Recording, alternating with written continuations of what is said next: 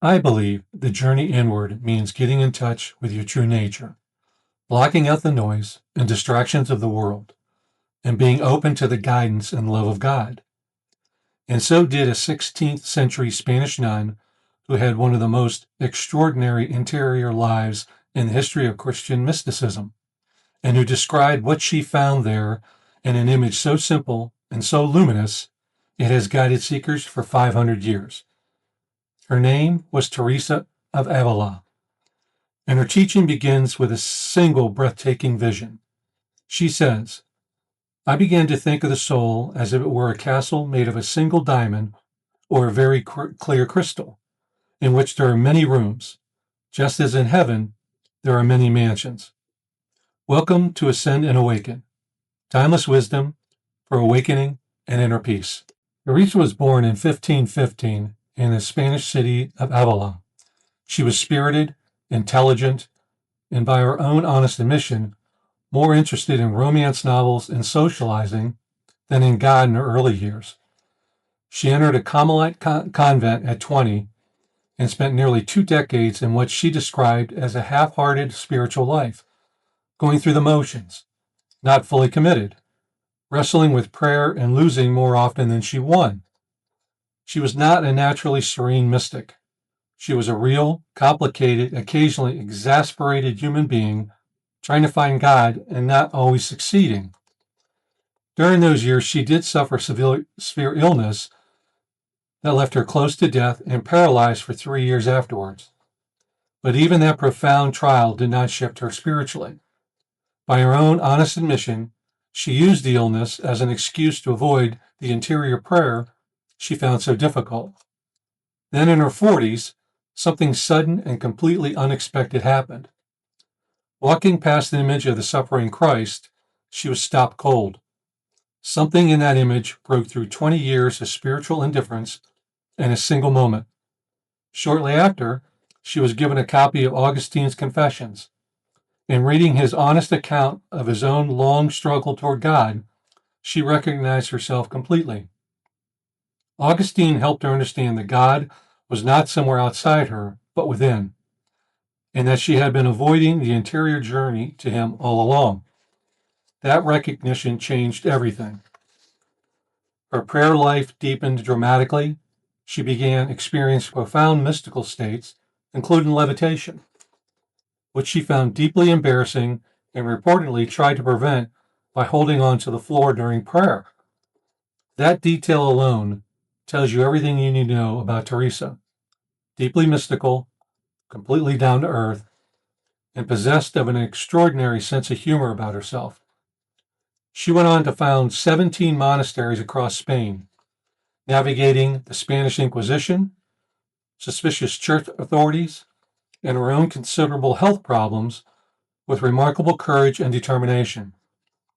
She was named a Doctor of the Church in 1970, one of only 4 women ever to receive that designation, making her one of the greatest spiritual teachers in the entire history of Christianity. And she was the mentor and spiritual mother of St. John of the Cross, whose teaching on the dark night of the soul we explored on this channel recently. Teresa recognized his gifts immediately. She called him her little Seneca, small in stature, enormous in wisdom. He called her his spiritual mother. Their collaboration changed the history of Christian mysticism. Teresa wrote The Interior Castle in 1577, completing it in less than 6 months. Under a kind of divine inspiration, she described as coming almost faster than she could write. The central image arrived to her in a prayer. The soul, she saw, is like a magnificent castle made of a single diamond, vast, luminous, beautiful beyond description, and filled with rooms, mansions, each one leaning deeper toward the center. At the center and midst of them all is the innermost mansion, where the most secret things pass between God and the soul. 7 mansions, 7 stages of the interior journey. From the noisy outer rooms where most people spend their entire lives, barely aware that the castle even exists, through progressively deeper and quieter chambers, all the way to the innermost room where God dwells.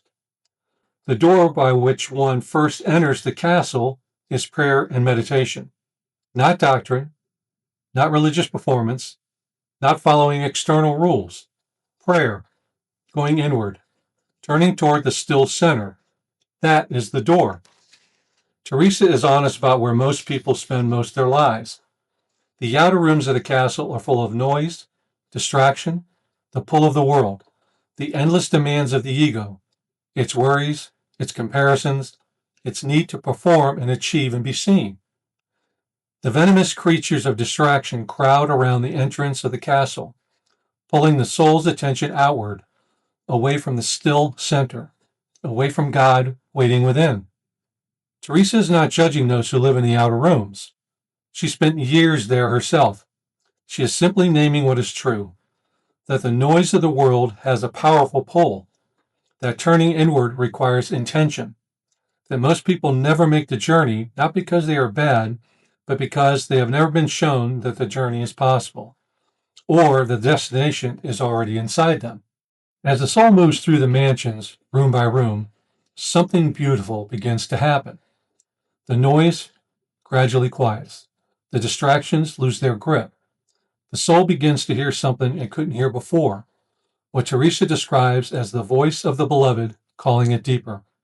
Teresa believed that God is ever alluring and inviting us home, and that our longing for God is the core motivation for our beings. That longing you feel, that persistent sense that there must be something more, that is not emptiness. That is God calling you home, the castle pulling you towards its center, the beloved drawing you deeper into the rooms you have not yet explored. The soul must cultivate self-knowledge and begin by entering the room where humility is acquired rather than flying off to the other rooms, for that way is the way to progress. Humility first. Not humility as self-deprecation, but humility as honest self-knowledge. The willingness to see yourself clearly, your distractions, your resistances, your patterns, without pretending they aren't there. This is the same teaching in different language as De Mello's awareness, the same as the Way of Mastery's invitation to see clearly without judgment. You cannot go deeper into the castle while pretending you are already at the center. And here's where Teresa says the thing that stops the heart completely. The journey through the 7 mansions, the years of prayer, of self-knowledge, a moving through distraction toward silence, is not a journey toward a God who is somewhere far away. God dwells within the innermost mansion of the human soul. Even in this lifetime, the soul can reach the 7th mansion where it is completely unified with God. Not after death, not someday, now, in this life, in this body, in the midst of an ordinary human existence with all the noise and struggle and imperfection. The God you have been seeking outside yourself in doctrines, in institutions, in the approval of others, and the next spiritual practice that will finally make you feel complete has been in the innermost room of your own soul the entire time. The journey to union with the beloved is a journey home to the center of ourselves. The human soul is so glorious that God himself chooses it as his dwelling place. You are not journeying toward God. You are journeying home to yourself. And that, as Teresa discovered, changes everything. The world we live in right now is extraordinarily loud. It is designed to keep you in the outer rooms, to keep your attention fragmented, distracted, pulled in 100 directions simultaneously. Teresa lived in a turbulent world too. Spain in the 16th century was chaotic, politically dangerous, spiritually confused. She navigated the Inquisition, suspicious authorities, health crises, and institutional resistance, and through all of it, she kept turning inward, kept moving toward the still center, kept listening for the voice calling her deeper. Her message for right now, for this moment, is simple. The castle is within you. It has always been within you. She says, God alone is enough. Not the noise, not the distraction, not the world's endless demand for your attention. God, within, at the center, waiting, always waiting. All you have to do is turn toward the stillness and begin the journey within. Thank you for spending this time with me here on Ascend and Awaken. Today's invitation is this. Find 5 minutes today, just 5, to close the door on the outer rooms, the noise of the world, the pull of the phone, the endless demands, and turn inward toward the still center Teresa found, toward the innermost room where the most secret things pass between God and your soul. You don't have to reach the 7th mansion today.